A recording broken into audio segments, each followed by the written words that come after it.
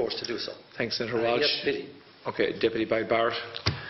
Ambassador, I will say frankly, I'm one of the people who thinks you should be expelled from this country, and I believe that that's nothing to do with you personally. It's to do with the policies of your state. And I think, along with Desmond Tutu, that the time for treating you as a normal state is over, because you're not behaving as a normal state. And I just want to ask you questions, really, in relation to that contention. And I would just say, for the record, it certainly isn't motivated by anti-Semitism in my case. I mean, for example, when disgraceful attempts were being made to downplay the horrors of the Holocaust by people like David Irving, I brought a Jewish Auschwitz survivor to this city to organise meetings and get her on national television to remind the Irish people about the horrors of the Holocaust.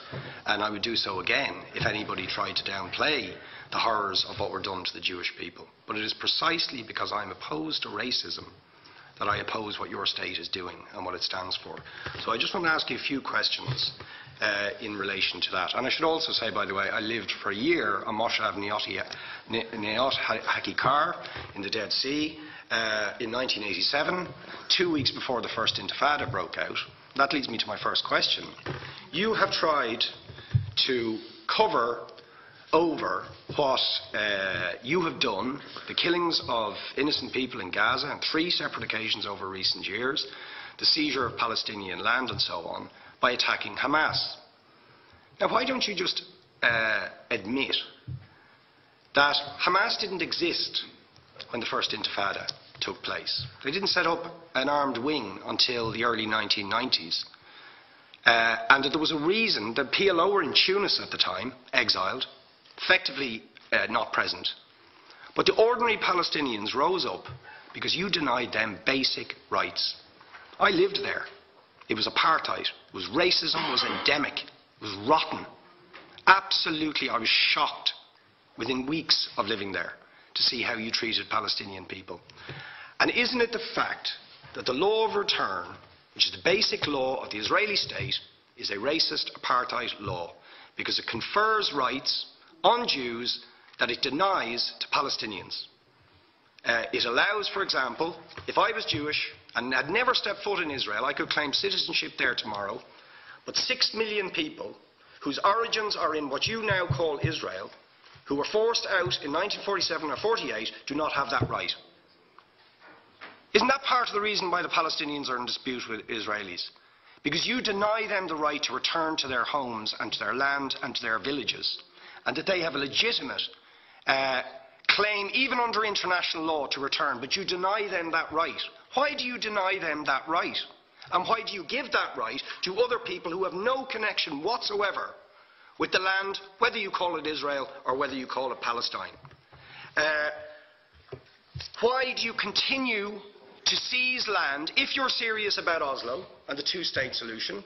Why do you continue to seize land, which under that agreement is land designated to be Palestinian land?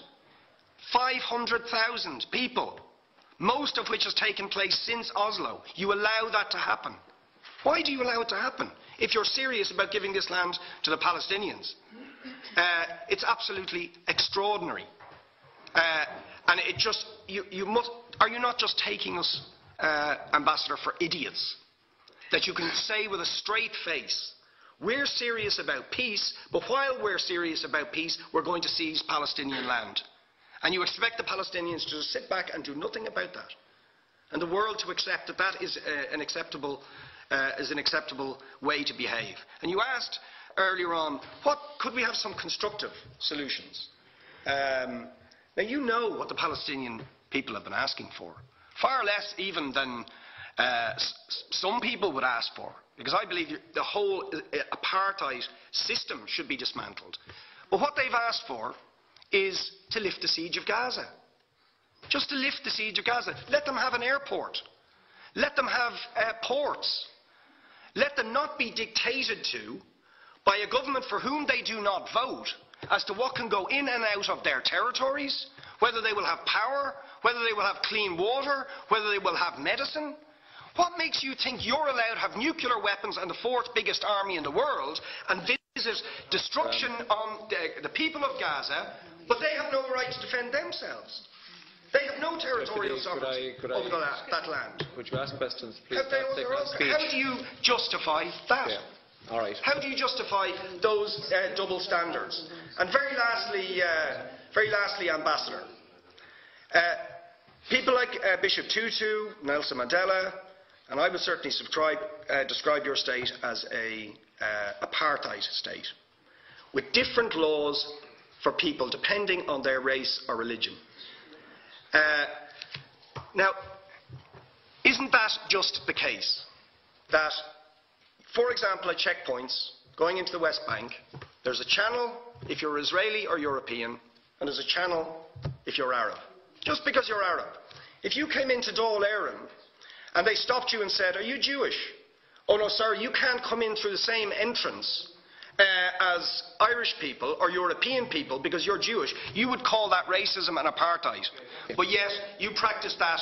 You practice that with your checkpoints and your military barriers and your apartheid wall. How can you justify that? All right, thank you.